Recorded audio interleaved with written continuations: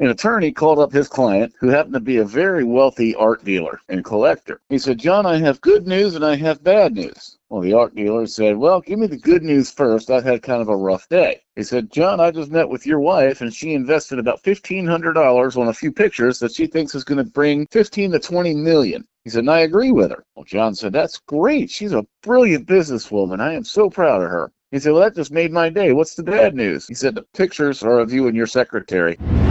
And the Blue Jackets may be on their Olympic break, but I thought it'd be kind of fun to talk Olympic hockey, which also has some Blue Jackets interest involved. We bring in, for our quasi-Olympic Blue Jacket report, Dave Maetzold. And Mets, there is a taste of the CBJ in the Olympics. No doubt. Should I lie, Woody, and say I'm live in Milan, Italy right now? Should I just go ahead and say that? Or yeah, do I have to be honest about it? We don't lie on the show. I think what live in Worthington Hills might do better. But okay. All right. That's where we are. But yeah, it's been really fun to watch. I mean, people were looking forward to this anyway because it's been so long since there was NHL players involved in the Olympics. But now we've got Zach Werenski, getting ready to play in the semifinals later on this afternoon. And it just really adds to the whole thing for us here in Columbus, Ohio. It's just really fun to watch Zach. And of course, that initial matchup with Elvis in goal for Latvia last week, that didn't turn out so good for Elvis. And people kind of knew that's the way it was going to go. I mean, Elvis is a great goaltender. He's an NHL quality goaltender, but the team around him is not that strong. And in talking with Rick Bowness when the Blue Jackets came back to practice, he was talking about the rough game that Elvis had the other day. And he goes, look, he just doesn't have any support around him. So we're all rooting for Elvis, but we all kind of knew what was going to happen before it happened. Blue Jackets on the Olympic break. We're still talking hockey here on the Workday Kickoff.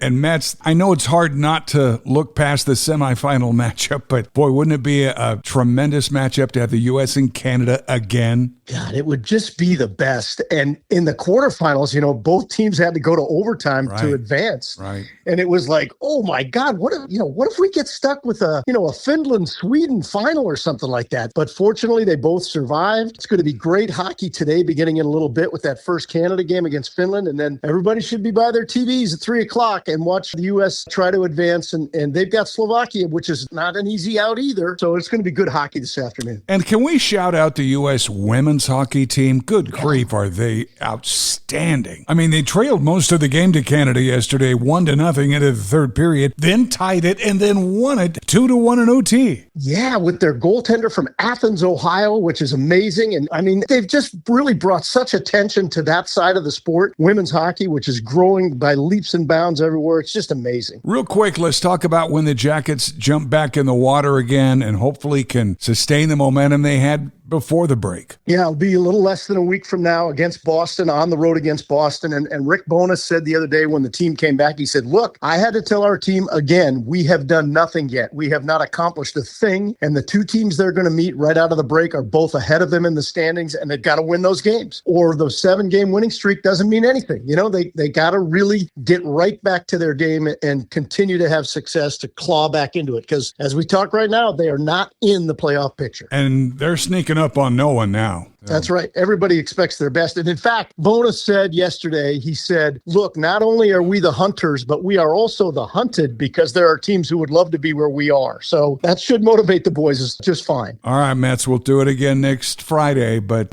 in the meantime today, it's USA, USA. That's it. I'll be chanting all afternoon long.